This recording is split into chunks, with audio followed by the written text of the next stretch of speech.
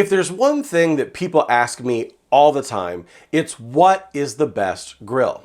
It's a loaded question though, since I don't know how you like to cook and what your outdoor situation is. Simply put, there are a ton of considerations that have to be thought through, like ease of use, cost, longevity, and a whole bunch more. But none of that matters if you're not buying the right type of cooking appliance. So let's start at the very beginning of the buyer's journey. I'm David Gafford, and here at the Barbecue Lab, we test over 100 different outdoor cooking appliances every year to help you make the best purchase possible with your hard-earned money. Buying the best starts with choosing the right category of cooker, and in today's video, we're going to cover the 6 different types of grills on the market today. I'll identify what they do best and lay out what they just can't do. Every one of these cooking appliances are great at something and terrible at something else. And knowing that is how you make sure that you are buying the right cooking appliance. For each category, we're going to score them in 5 different areas: direct searing, indirect cooking, flavor, ease of use, and versatility. And this is just part 1.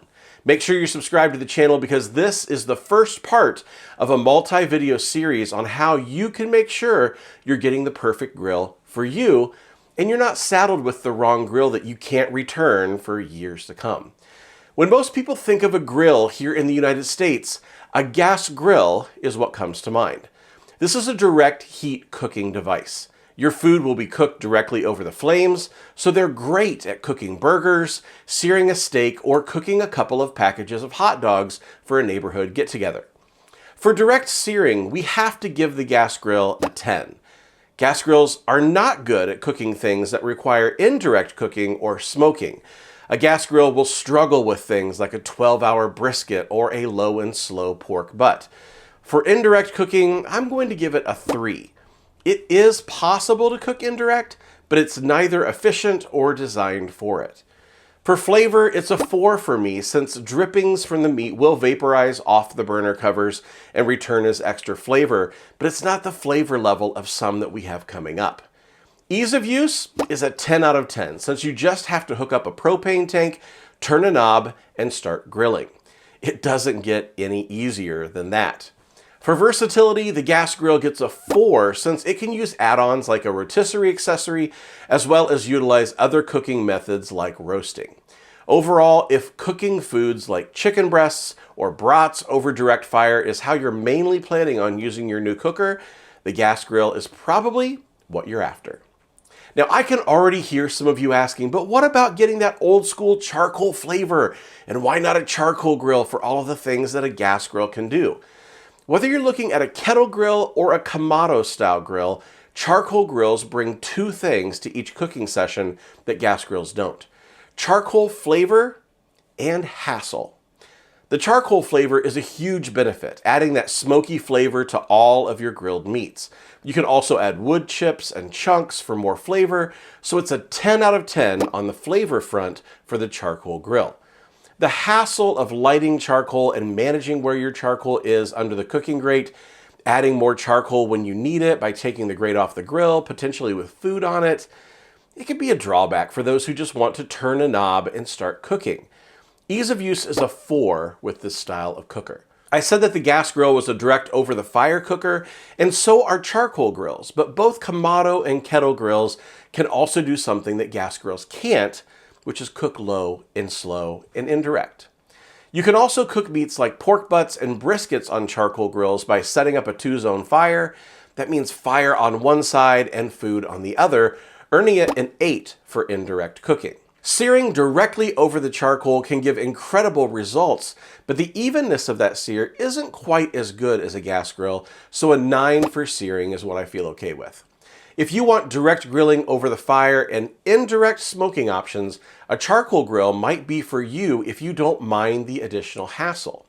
It's a 9 for versatility for the charcoal grill. I want to give a special thanks to Leo Pellerin, who goes by the handle Hammer173.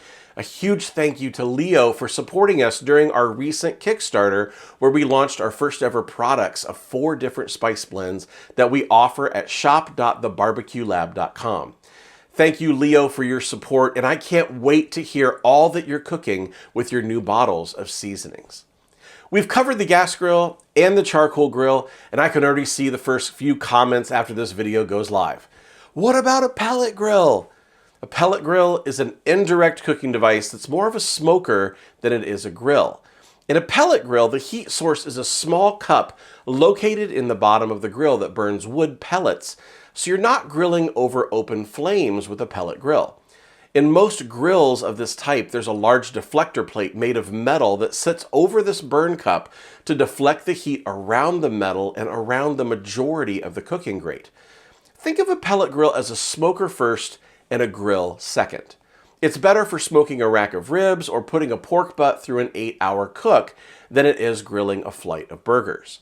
As an indirect cooker, I'll give it a 9, and for direct searing, it's a 2 for me. I know some of you will want to argue these scores in the comments, but that's where I see them.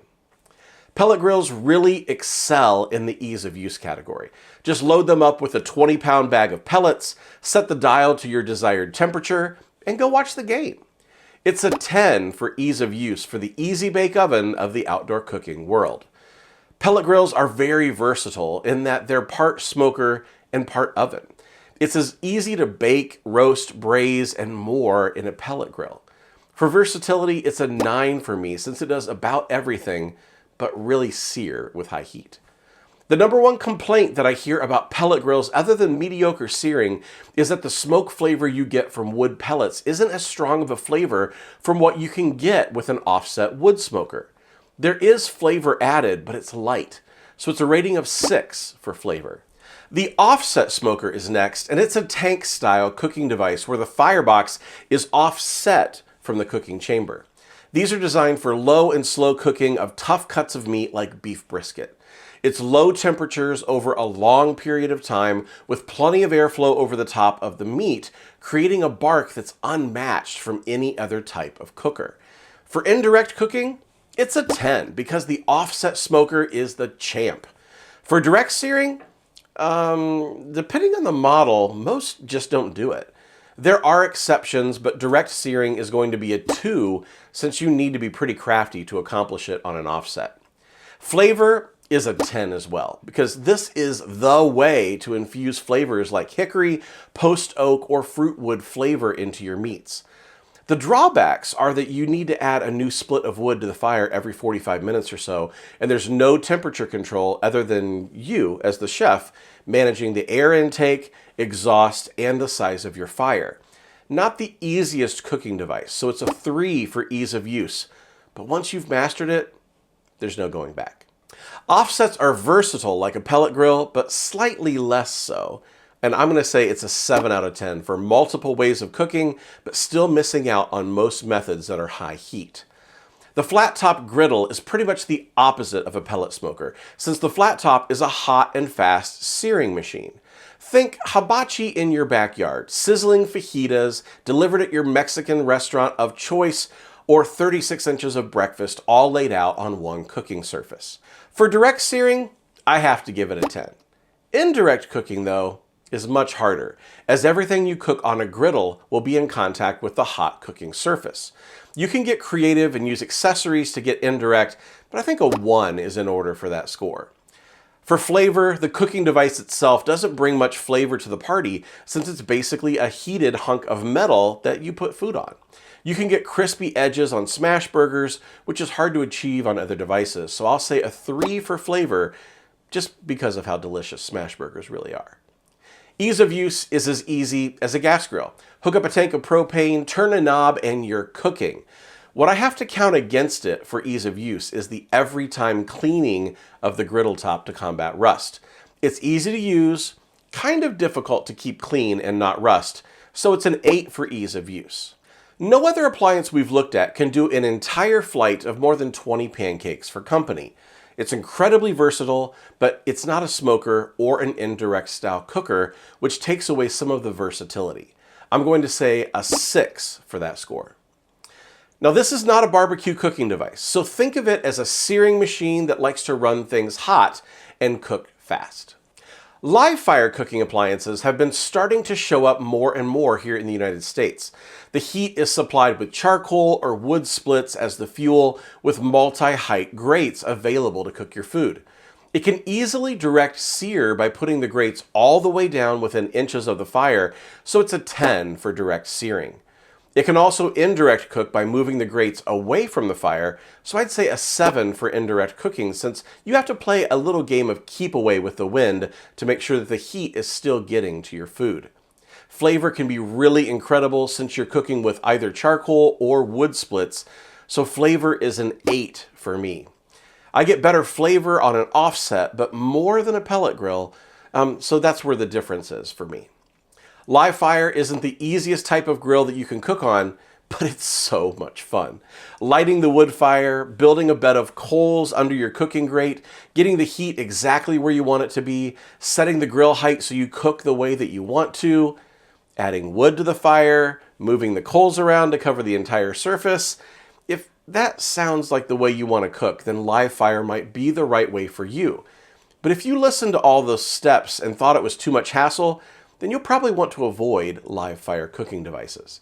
It's a 1 for ease of use because live fire is more work than any of the others. For versatility, I'm going to give it an 8 here as well. Tons of options with different heights, you can hang things over the fire, and more. Ease of use is the main consideration for this one. That brings me to our final category, the electric grill. There's really only one reason I can think of that would warrant choosing an electric grill, and that's if you're living in a situation where you aren't allowed to use any of the other types of grills. If you have restrictions in place, an electric grill could be your best and only option for outdoor cooking, making it the best for you by default. Electric grills use an electronic element underneath the grates like you'd find on an electric range to supply the heat, so there's no direct access to flame. But you can achieve grill marks and some vaporization of drippings at higher heat levels. For direct searing, it's more grill marks than a whole sear, so I'm going to give it a 6. Indirect cooking really isn't that possible on an electric grill, so I'm going to say it's a 1. Flavor is hard to come by also on electric grills. It comes mainly in the sear marks you can get from the grates, and maybe if you have a grate where drippings can fall through, you might get some vaporization, but flavor for me is at best a 3. Ease of use is a 10, since you just plug it in, set the temperature, and get cooking. Now, versatility, though, it isn't an electric grill's forte, so I think a 2 is probably fair for this style of device. That's 6 different styles of outdoor cooking appliances, each with their strengths and weaknesses. The best one for you really is determined by what you like to cook, how you like to cook it, and how easy you want the process to be. Choosing the right style of cooker is the first step in the process. So make sure you're subscribed so together we can walk through how to choose the best specific model for you. Part 2 is coming really soon here on the channel. I'm David Gafford with the Barbecue Lab. I'm excited about what's coming up, and we're going to find you the perfect grill. See you soon.